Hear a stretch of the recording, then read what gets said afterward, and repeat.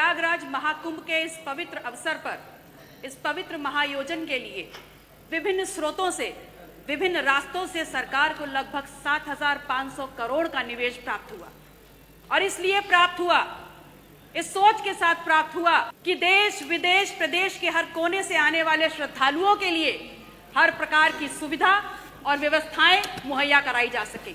लेकिन कहना गलत नहीं होगा कि सरकार को चलाने वाले लोग और उनके चंद मुट्ठी भर अभिन्न मित्रों के लिए ये महाआयोजन आर्थिक वरदान साबित हुआ है। इस कदर साबित हुआ है कि जिसने जितना हो सका, जिस रास्ते से हो सका, उस महायोजन में आने वाले उस आम श्रद्धालु को हर प्रकार से लूटने का काम किया है। मान्यवर, आज दिल्ली से अमेरिका जाना सस्ता हो गया है, लेकिन दिल्ली से प्रयागराज जाने की कीमतें आसमान छू रही हैं। 3 लाख करोड़ का आपको राजस्व मिला और उसके बाद भी आम आदमी सुविधाओं के लिए, व्यवस्थाओं के लिए हांफता रगड़ता रोता नजर आ रहा है। मान्यवर, सामाजिक और धार्मिक आयोजन में सरकार ने अपनी तरफ से व्यवस्था की गारंटी ली थी, तो आज सरकार को सामने आकर के इस बात को स्वीकारना होगा कि आप ठीक व्यवस्थाएं दे नहीं पाए।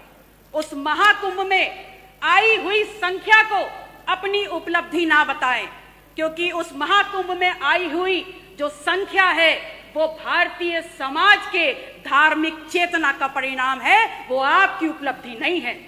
उसका श्रेय लेना बंद करिए, बल्कि प्रमुखता से सामने आकर के जो खामियां हुई हैं, जो अव्यवस्था हुई है, उसको स्वीकारिए और सबक लीजिए कि आगे ऐसा दोहराया ना जाए।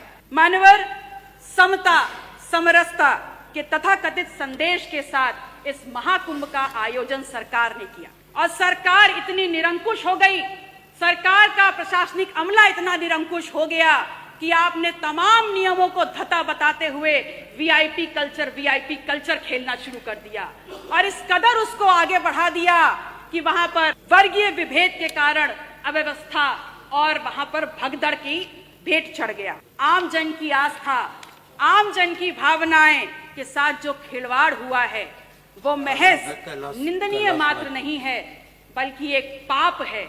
और वो पाप इस कदर है कि किसी भी प्रकार से स्वयं मां गंगा भी उसको नहीं धो पाएंगी।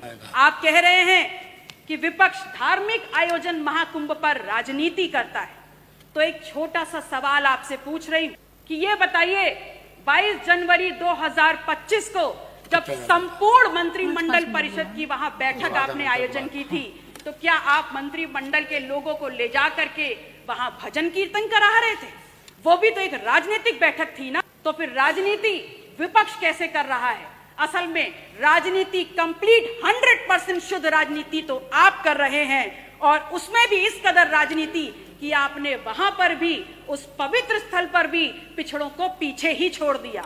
आपका नारा है सबका साथ, सबका विश्वास, सबका विकास।